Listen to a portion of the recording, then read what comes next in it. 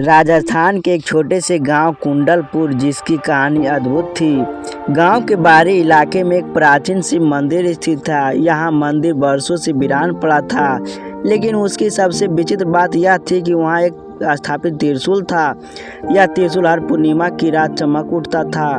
कोई नहीं जानता था कि यह क्यों और कैसे होता है, लेकिन एक बात तो पक्की थी, जिसने भी उस त्रिशूल को छूने की कोशिश की वह तो गायब हो जाता या मर जाता। गांव के बुजुर्गों बताते थे कि इस त्रिशूल के पीछे कोई प्राचीन श्राप छिपा है। लोग डर के मारे मंदिर के पास भी नहीं जाते थे, लेकिन हर रहस्य का कोई न कोई खोज होती है। विनीत नाम का एक युवा जो रहस्यमय घटनाओं का अध्ययन करता था, उसने त्रिशूल की कहानी सुनी। उसे इस विषय पर गहन शोध करने की इच्छा हुई। वह कुंडलपुर पहुंचा। गांव वालों ने उसे कई बार मंदिर जाने की चेतावनी भी दी, लेकिन उसकी जिज्ञासा अड़िग थी। विनीत ने ठान लिया, अगर यह एक कहानी है तो इसे साबित करना मेरा काम है। विनीत ने एक रात अकेले उस मंदिर का दौरा किया। चांदनी रात थी और मंदिर के चारों ओर अजीब सा सन्नाटा छाया हुआ था। जैसे ही उसने मंदिर की द्वार खोला, एक ठंडी हवा का झोंका आया, मानो किसी ने उसका स्वागत किया हो। वह त्रिशूल, जो साधारण दिनों में एक सामान्य धातु का प्रतीत होता था, इस समय सुनहरी रोशनी से चमक रहा था। उसकी चमक इतनी तीव्र थी, वह पूरे मंदिर की रोशनी कर रही थी। विनीत मंत्रमुग्ध होकर उस त्रिशूल के पास गया। जैसे ही वह त्रिशूल के करीब पहुंचा, उसे किसी की फुसफुसाने की आवाजें सुनाई दी। वह आवाज स्पष्ट नहीं थी, पर डरावनी थी। विनीत ने चारों ओर देखा, लेकिन कोई नहीं था। उसकी हिम्मत डगमगाने लगी, लेकिन उसने अपने कदम पीछे नहीं खींचे। विनीत ने अगले दिन गांव के बुजुर्गों से बात की। एक बूढ़े व्यक्ति पंडित वासुदेव ने उसे मंदिर के इतिहास के बारे में बताया। सैकड़ों साल पहले यह मंदिर बहुत पवित्र स्थान था। यहाँ भगवान शिव के सबसे बड़े भक्त त्रिलोचन साधु तपस्या करते थे। उन्होंने इस त्रिशूल को स्वयं भगवान शिव से प्राप्त किया था, लेकिन उसकी एक गलती के कारण मंदिर और त्रिशूल पर श्राप लग गया। विनीत ने पूछा, कैसा श्राप? पंडित जी ने कहा, त्रिलोचन साधु ने अपना अहंकार में आकर त्रिशूल का इस्तेमाल एक निर्दोष को मारने के लिए किया था।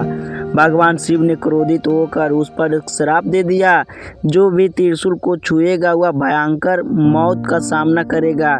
तभी से यह त्रिशूल एक हर पूर्णिमा की रात चमकता है, जैसे वह अपनी शक्ति दिखा रहा हो।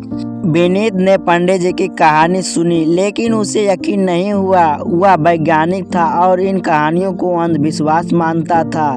उसने तय किया कि अगली पूर्णिमा को वह त्रिशूल को छूकर इस रहस्य का पर्दाफाश करेगा। विनीत ने गांव के एक युवक अर्जुन को अपने साथ चलने को कहा। अर्जुन डरा हुआ था, लेकिन विनीत के दबाव में आकर तैयार हो गया। पूर्णिमा की रात आई। विनीत और अर्जुन ने मंदिर में प्रवेश किया। त्रिशूल फिर से चमक रहा था। विनीत ने अर्जुन को दूर खड़े रहने को कहा और खुद त्रिशूल की ओर बढ़ा। जैसे ही उसने त्रिशूल को छुआ, पूरा मंदिर कांपने लगा।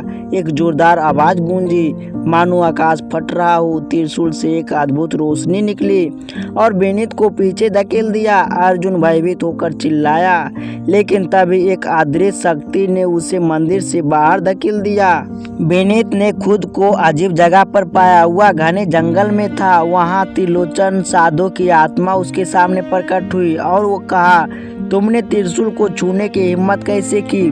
साधु की आवाज गूंज उठी। विनीत ने डरते हुए कहा, मैं सच जानना चाहता था।